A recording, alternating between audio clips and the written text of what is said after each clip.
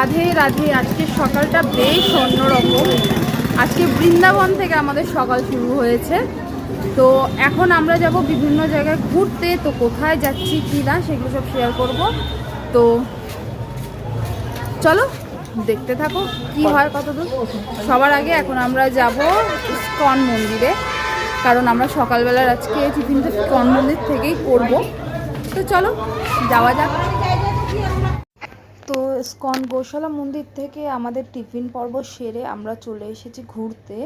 তো তোমরা যারা মনে করছো যে বৃন্দাবনে ঘুরতে আসবে, তো আমি প্রত্যেককে বলবো প্লিজ সবাই খুবই সাবধানে, কারণ এখানে বাদরের প্রচুর প্রচুর উৎপাত। কারোর ফোন নিয়ে যাচ্ছে, কারোর চশমা, কারোর খাবার।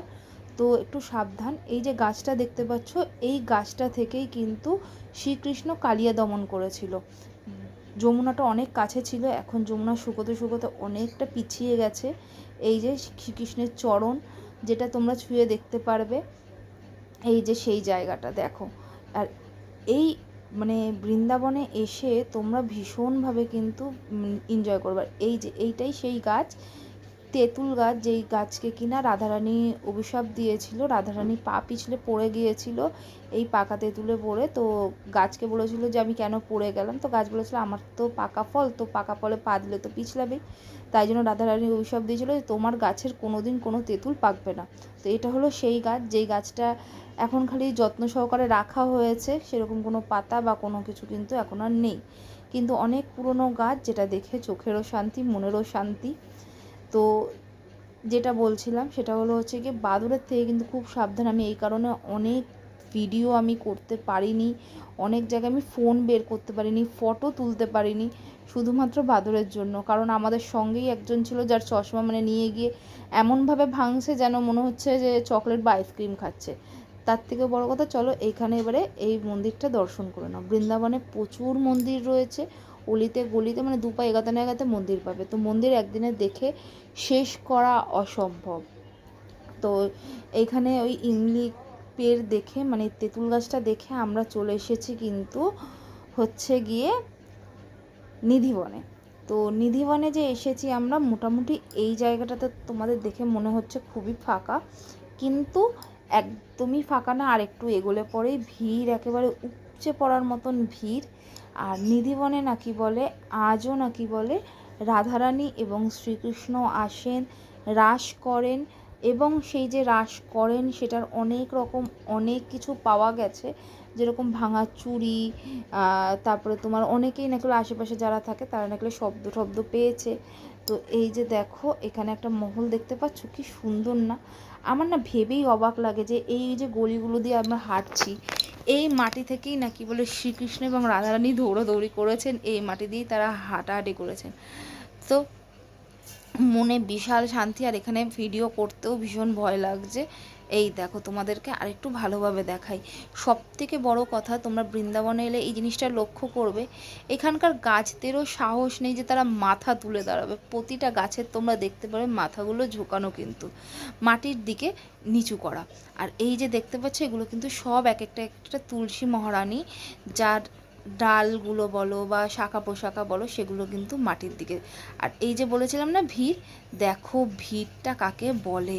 ভীষণ গরম, বাট আমাদের কপাল খুব ভালো। আমরা মার্চের দিকে ঘুরতে গিয়েছিলাম, সেই জায়গায় এত আমরা এসে দেখেছি, মানে শান্তি পেয়েছি ঘুরে।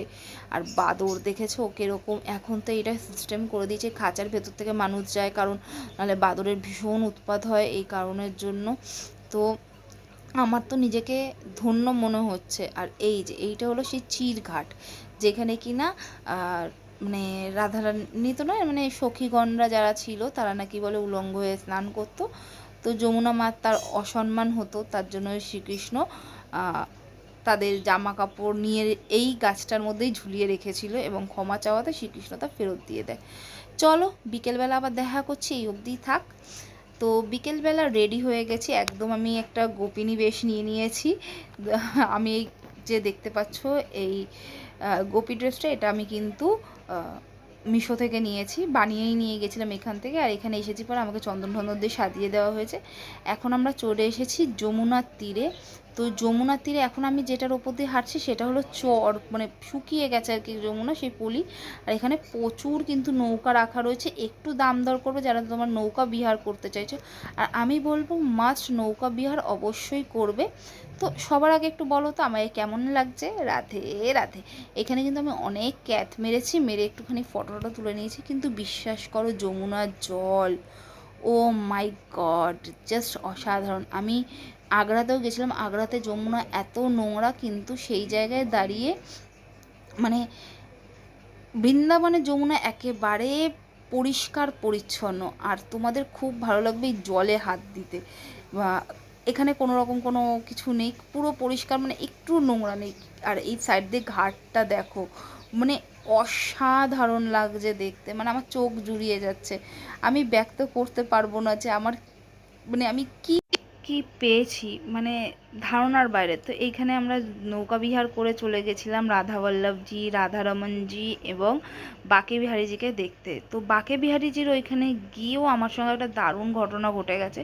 আর প্রতিটা জায়গায় আমি কিন্তু খুব ভালোভাবে দর্শন করেছি, মানে তোমাদেরকেও চেষ্টা করেছি দেখানো, কিন্তু বাঁকে বিহারীর কিন্তু আমি কোনো রকম কোনো ভিডিও করতে পারিনি, কারণ এক তো ভিড়, তার মধ্যে একটা দারুণ অভিজ্ঞতা হয়েছে। চলো শেয়ার করি তোমাদের সাথে সেটাই। আমরা রয়েছি এখন বাঁকে বিহারী মন্দিরে। একটা দারুণ ঘটনা আমার সাথে ঘটে গেছে। আমি যেই লাইনটা দিয়ে ঢুকেছি আমি বাঁকে বিহারীর দিকে দেখতে পাইনি। আমি একজনকে বলা তার খুব কাজ দিলাম বলে সে আমাকে অন্য আরেকটা লাইনে ঢোকালো। আমি খুব খুব খুব ভালোভাবে বাঁকে বিহারীদের দর্শন করেছি, প্লাস বাঁকে বিহারীদের প্রসাদী মালা পেয়েছি আমি। জয় শ্রী বাঁকে বিহারী লাল কি জয়। তোমাদেরকে দর্শন করো।